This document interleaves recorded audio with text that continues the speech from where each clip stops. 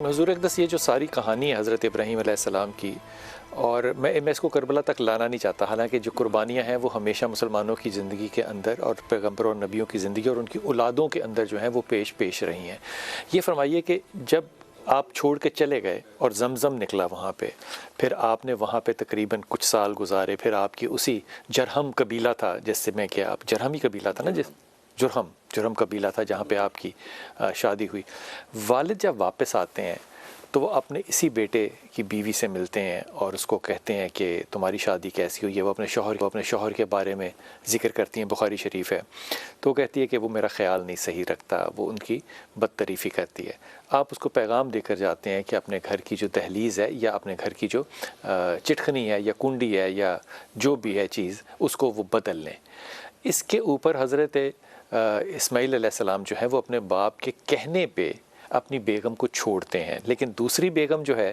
جب دوسری دفعہ آتے ہیں تو وہ غلط بیانی کرتی ہے، حالانکہ نہیں میرا شوہر بہت اچھا ہے، میرا بہت خیال کرتا ہے، حالانکہ وہ پھر بھی ویسے ہی تھے۔ اس پہ انہوں نے کہا کہ دہلیز بہت اچھی ہے۔ اب یہ قربانی کے اوپر ہم بات کو جا کے بحیثیت امت مسلمہ ہم روک دیتے ہیں۔ جو کردار ہے حضرت اسماعیل علیہ السلام کا اور جو تربیت ہے حضرت ابراہیم علیہ السلام کی بیٹی کی، یہ ہماری سنتوں میں اور ہماری تربیت میں اور اخلاق میں شامل ہونی چاہیے کہ نہیں؟ دیکھیے، گزارش یہ ہے بلال بھائی کہ جو قربانی کا جو معاملہ ہے، جو بندہ حج پہ جاتا ہے وہ بڑی آسانی سے اسے سمجھ سکتا ہے کہ آخر یہ کیس کیا ہے۔ یعنی بندہ یہاں سے جاتا ہے پروردگار کے گھر کی زیارت کے لیے، بندہ جاتا ہے دنیا سے مافیہا سے، دنیا و مافیہا سے ہاتھ اٹھا کے کہ میں اپنے اللہ کی طرف جا رہا ہوں، مجھے بھی پروردگار نے سعادت بخشی ہے حج کی۔ میں وہاں جا کے یہی دیکھتا رہا ہوں کہ پروردگار، میں تو دنیا سے، بتوں سے، پتہ نہیں جھوٹے الہ اور ان سب سے بیزار ہو کے تیری بارگاہ میں آیا تھا۔ کون کس بندے کو پوج رہا ہے، کون کس بندے کے پیچھے چل رہا ہے، اور یہاں بھی آ کے کہانی جو ہے وہ بندوں کی ہی مل رہی ہے۔ یہ بندے جو ہیں، بندے بندے بندے، یہاں پہ بھی بندے ہی بندے، گھر تیرا ہے سارا۔ اور یہ جو صفا و مروہ کی جو صحیح ہے، یہ جو رمی الجمرات ہے، یہ جتنے ارکان ہیں، یہ سارے یہ بتا رہے ہیں کہ پروردگار متوجہ کرنا چاہتا ہے کسی خاص گھر کی طرف جو قربانی والا گھر ہے، اور پروردگار نے اپنی کتاب لا ریب میں اس کی واضح فلسفی بیان کر دی ہے، وَفَدَيْنَاهُ بِذِبْحٍ عَظِيمٍ، کہ جو اسماعیل علیہ السلام کو بچ گئے ہیں اور ان کی جگہ دمبا قربان ہوا ہے، اسے فدیہ کیا گیا ہے ایک ذبح عظیم کے لیے۔ فدیہ سے مراد ہے فدیہ یعنی اس کی جگہ پہ ایک جو قربانی ہے کمپنسیٹ کیا گیا ہے، وہ اس دمبے کے ذریعے ذبح عظیم کی خاطر، ٹھیک ہے۔ ذبح عظیم جو ہے، اگر آپ ڈاکٹر اقبال ہی کو پڑھ لیں تو انہوں نے یہ فرمایا ہے کہ غریب و سادہ و رنگی ہے داستان حرم، نہایت اس کی حسین ابتدا ہے اسماعیل۔ یہ قربانی کا جو تسلسل ہے، جناب ابراہیم کا خاندان اور پھر کربلا والوں کا خاندان، یہ جو تسلسل ہے وہ اس کی ابتدا ہے اور یہ اس کا نقطہ منتہا ہے۔ اس کے درمیان یہ قربانی کی ساری فلسفی ہے۔ میں ڈاکٹر طارق کو شامل کر لوں۔ پیر صاحب، السلام علیکم ڈاکٹر صاحب، وعلیکم السلام ورحمۃ اللہ۔ ڈاکٹر صاحب، جتنے بھی مذاہب ہیں اگر ان کی تاریخ کو پڑھیں تو کہیں نہ کہیں اور کیسے نہ کیسے اس میں نبیوں کی، پیغمبروں کی جو بھی لیڈرشپ ہے اس کی قربانی ضرور ملتی ہے۔ مذہب میں آخر قربانی کیوں ہے اتنی ضروری؟ بسم رب محمد کریم علیہ الصلاۃ والتسلیم۔ سب سے پہلے تو یادآوری کا شکریہ۔ یہ بڑا بنیادی سوال ہے، اور ہم یہ دیکھتے ہیں کہ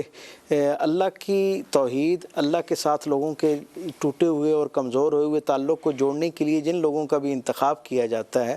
نہ صرف یہ کہ ان کو قربانی کے لیے منتخب کیا جاتا ہے، ایثار کے لیے منتخب کیا جاتا ہے، بلکہ ان کے ساتھ وابستہ ان کے جو اہل خاندان ہیں ان کا بھی انتخاب کر لیا جاتا ہے، ان کا بھی امتحان ہوتا ہے۔ جی ہاں، آپ اسلام کی ہی تاریخ کو دیکھیے، اہل حق کی تاریخ کو دیکھیے کہ یہ ایک سال کا جو ظاہری تقویمی ترتیب ہے ہماری ایک سال کی، اگر ہم اس پر نظر دوڑائیں تو اس کا جو آخری مہینہ ہے وہ بھی ایک نبی اور اس کے گھرانے کی، اس کی اولاد کی قربانی سے منتخب، اور جو پہلا مہینہ ہے وہ بھی ایک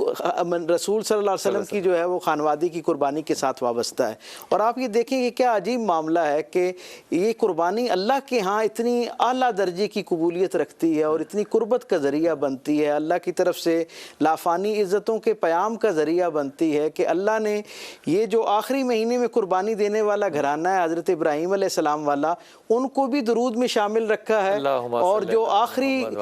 پہلے مہینے کے اندر قربانی ہوئی اس خاندان کو بھی اللہ نے درود ابراہیمی کے اندر شامل کر دیا۔ گویا یہ ایک پیغام ہے اللہ کی طرف سے کہ اللہ رب العزت اپنی مخلوق میں سے جب کسی کا انتخاب فرماتا ہے تو اپنے نظام عدل کے تحت، آپ یہ دیکھیں ان کا اپنا مقام اور منصب تو بلا شبہ بلا تمثیل سب سے جداگانہ ہے، اور ان کی حیثیت جو ہے وہ بالکل تمام سے منفرد ہے، لیکن ہم یہ دیکھتے ہیں کہ ان کی اللہ کی رضا کے حصول کے لیے جو قربانی ہے وہ بھی باقی تمام سے بالکل منفرد ہے۔ بے شک آپ یہ دیکھیں نا کہ حضرت اسماعیل علیہ السلام کی قربانی جو ہے اس میں اور یہ جو پہلے مہینے کی قربانی ہے، یعنی پہلے اور آخری مہینے کی دونوں قربانیوں کے درمیان ایک بنیادی فرق ہے کہ جو آخری مہینے کی قربانی ہے جس کا ذکر آج ہم جس سے آج ہم اپنی اس مجلس کو معطر کر رہے ہیں، وہ ایک خواب پر مبنی ہے، اور اس خواب کی گویا حقیقت جو ہے وہ ہمیں کربلا کے اندر رسالت مآب صلی اللہ علیہ وسلم کے خانوادے کی صورت میں نظر آتی ہے۔ سو جتنا خواب اور ایک حقیقت دونوں کی تعبیر دونوں کے درمیان جتنا عظمت کا فرق ہوا کرتا ہے، ہم یہ سمجھ سکتے ہیں کہ اس گھرانے کی قربانی جو محرم میں دی جانے والی قربانی، وہاں کسی نے آنکھوں میں پٹیاں نہیں باندھی۔ اللہ اکبر، بے شک ایسا ہے۔ دیکھیں نا پورے شعوری اختیار کے ساتھ، گو کہ وہاں پہ بھی جناب اسماعیل علیہ السلام کے بارے میں قرآن حکیم ہمیں یہ جو ہے وہ وضاحت کرتا ہے اور ہمیں رہنمائی کرتا ہے کہ انہوں نے پورے جسے کہتے ہیں وہ پورے قلبی کے ساتھ، اپنی پوری جسے کہتے ہیں صلاحیت کے ساتھ اور پوری چوائس کے ساتھ اپنے والد گرامی کو یہ کہا کہ آپ مجھے صابر پائیں گے، اور انہوں نے وہاں اپنے آپ کو پیش کیا، اور جناب ابراہیم علیہ السلام نے بھی ان کی گردن پر چھری چلانے میں کسی درجے کی کوئی جو ہے وہ لرزش اپنے ان کے پایا استقامت کے اندر نظر نہیں آتی، بس حکم اٹھا لیا۔ بے شک ایسے، بے شک ایسے۔ لیکن پھر رسالت مآب صلی اللہ علیہ وسلم کا خانوادہ جو ہے اس کے اندر تو ہمیں یہ نظر آتا ہے کہ اتنا بائی چوائس یہ سارا معاملہ ہے، اور گویا ایسے لگتا ہے وہ جیسے قبلہ مظہری صاحب نے فرمایا نا کہ وہ غریب و سادہ اور رنگی ہیں داستان حرم، نہایت اس کی حسین ابتدا ہے اسماعیل۔ یہ نہایت سے مراد اختتامیہ بھی ہے اور اس کا بام عروج بھی ہے۔ گویا اللہ کے رستے میں قربانیاں دینے کا جو معاملہ ہے، اللہ کی مخلوق میں سب سے بہترین گروہ، بہترین قبیلہ جسے انبیاء و مرسلین کہتے ہیں، اللہ ہمیں یہ پیغام دینا چاہتا ہے کہ جب میری رضا کے لیے وہ جو اللہ کے انتہائی پسندیدہ قبیلے کے فرد ہیں، وہ جو اللہ کی طرف سے انبیاء و مرسلین کی یعنی عزت اور ٹائٹل کے ساتھ دنیا میں مبعوث کیے جاتے ہیں، وہ اور ان کے گھرانے اگر اثار اور قربانی کے بغیر یہ عظمت نہیں پا سکتے، تو کوئی اور شخص جو دین کے رستے پہ نکلے اور یہ سمجھے کہ وہ کسی بغیر قربانی کے جو ہے وہ کوئی مقام اور منزل پا سکتا ہے، تو شاید یہ ممکن نہ ہو۔ شفاعت بھائی آپ کی توجہ اس طرف دلوانا چاہتا ہوں، اب حضرت اسحاق کی ایک طرف لڑی چل رہی ہے اور حضرت اسماعیل علیہ السلام کی ایک طرف چل رہی ہے۔ یہ بات نہیں ہے کہ حضرت نوح علیہ السلام نے غم نہیں دیکھا ہوگا اپنی اولاد کا، یا اس کی بیوی کا جو بغاوت تھی اس کا دل پہ اثر نہیں ہوا ہوگا، یا حضرت یونس علیہ السلام کے اوپر جو ہے وہ کوئی نرمی تھی، یا حضرت یوسف علیہ السلام نے مشکل وقت، وہ تکلیفیں بالکل آئی ہیں، ان پہ کوئی دو رائے نہیں ہے کہ نبیوں کی زندگی میں سبق دینے کے لیے بھی، ترتیب دینے کے لیے بھی ان کا اہتمام کیا گیا ان چیزوں کا، لیکن جہاں سے رسول پاک صلی اللہ علیہ وسلم کی لڑی چلتی ہے وہاں پہ ہے قربانی، اور قربانی ہے اولاد کی، اس سے بھی کم نہیں، اولاد کی قربانی، اور باپ کے ہو وہ سامنے، چاہے وہ آخری مہینہ ہو چاہے وہ پہلا مہینہ ہو۔ قربانی کی یہ اہمیت جو ہے یہ آپ کو دیتی ہے عاجزی، آپ کو سوال نہیں کرنا، آپ کو کنکر اٹھانا ہے اور مارنا ہے، آپ کو یہ نہیں پوچھنا کہ یہ کیوں کروں کیسے نہ، حج تب ہی ہوگا جب آپ سرنڈر کریں گے۔ سرنڈر کرنا کتنی بڑی قربانی ہے۔ اصل جو قربانی ہے اس میں عظمت والی بات ہے ہی سرنڈر کرنا۔ آپ دیکھ لیجئے وہ دمبا ذبح ہوا، لیکن اللہ تعالیٰ نے جو تعریف کی تھی وہ سیدنا اسماعیل علیہ السلام کی کہ جن نے اپنے باپ کو کہا افعل ما تؤمر ستجدنی انشاءاللہ من الصابرین۔ ہمارے ہاں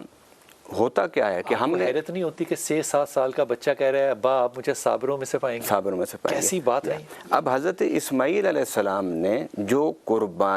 فلسفہ سے اسماعیل کی قربانی سے نکلتا ہے وہ ہم نے سارا کا سارا ڈال دیا بکروں پر،